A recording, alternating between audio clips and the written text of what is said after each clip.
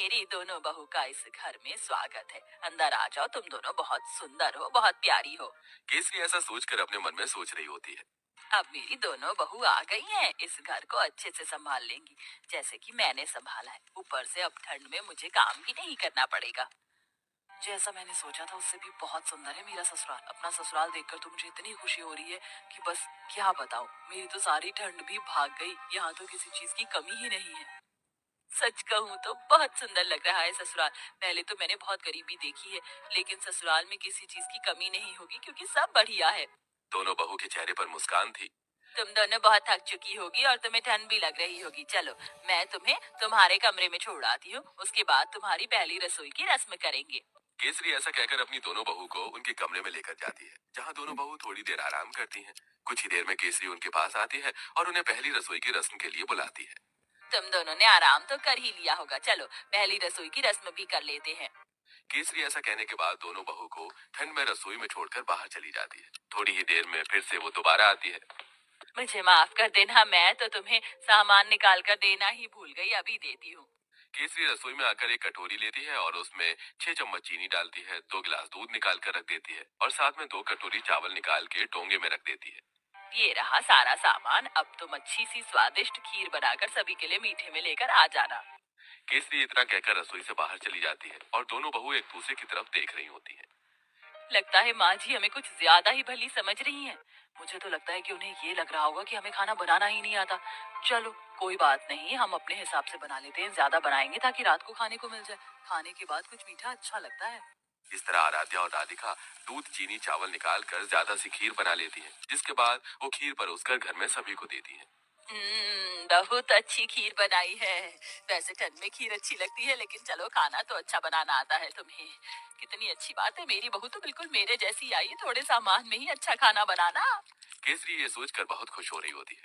वो कुछ देर बाद अपने कमरे में आराम करने चली जाती है। अब दोपहर का खाना बनाने की बारी आती है, तो दोनों बहू ठंड में रसोई में आती है। कुछ ही देर में केसरी भी रसोई में आती है। अरे इस वक्त तुम रसोई में क्या कर रही हो? माँ जी हमने सोचा कि समय पर ही दोपहर का खाना बना देते हैं। अरे दोपहर के खाने की क्या जरूरत है, सीधा शाम को खाना बनाना चाहिए ना। वैसे भी ठंड में इतनी भूख कहाँ लगती है, और इस पतीले में क्या रखा है? केसरी तब पतीले को देखती है तो उसके अंदर खीर होती है। हे भगवान, इतनी सारी खीर! तुम दोनों ने इतनी सारी खीर कैसे बना दी, जबकि मैंने तुम्हें सिर्फ 2 कटोरी चावल दिए थे, 2 गिलास दूध दिया था। अरे माँ जी, हमने ज्यादा इसलिए बना ली थी ताकि हम रात तक आराम से खीर खाते रहें। हे भगवान, तुम्हारा पेट है कि कुआं? आज के बाद ऐसा बिल्कुल नहीं होना चाहिए। जितना मैं सामान दूंगी उतना ही बनेगा। ठंड में इतना खाना कोई नहीं खाता। लेकिन माँ जी, लेकिन वेकिन कुछ नहीं। इस घर को चलाना है या घर की बर्बादी करनी है? आज से ही अपने कान में आटा लगा लो, फिर ये गलती नहीं होनी चाहिए। राम राम राम, इतनी सारी खीर देखकर कहीं आज मुझे हार्ट अटैक ही ना आ जाए। ऐसा बोलते बोलते केसरी अपने कमरे में चली जाती है और दोनों बहू ठंड में कांपते हुए एक दूसरे को देखती रह जाती हैं। फिर आती है रात को खाना बनाने की बारी। तो रात को जब खाना बनाने दोनों बहू ठंड से कांपते हुए रसोई में जाती हैं, उनसे पहले वहां केसरी मौजूद होती है। उसने पहले ही सब कुछ गिनती करके निकाला होता है। देखो बहू, ये एक बैंगन है, 4 आलू हैं, साथ में मैंने आटा निकाल कर रख दिया है। इस आटे में से केवल 10 रोटी बननी चाहिए। 2 मेरी, 4 तुम दोनों की और 4 दोनों मेरे बेटों की। ऐसा कहकर केसरी रसोई में चली जाती है। इस तरह दोनों ही बहू कंजूस सास से बहुत ज्यादा परेशान हो जाती हैं।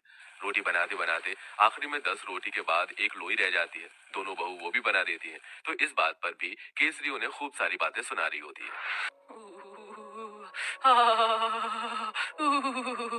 बहुत ठंड लग रही है। एक तो घर के सारे काम करो, ऊपर से खाना भी बनाओ, तो गिनती का मेरा तो पेट भी नहीं भरता। पता नहीं कंजूस सास हमें कुछ खाने क्यों नहीं देती। सही बोल रही हो। ऊपर से रसोई में काम करते हुए ठंड लगती है। हमारी सास हमें एक हीटर भी नहीं ला कर दे सकती। वैसे मुझे बहुत जोरों से भूख लगी है। 2 रोटी में मेरा क्या होगा? एक आखिरी में 10 रोटी के बाद एक लोई रह जाती है। दोनों बहू वो भी बना देती हैं। तो इस बात पर भी केसरी उन्हें खूब सारी बातें सुना रही होती है।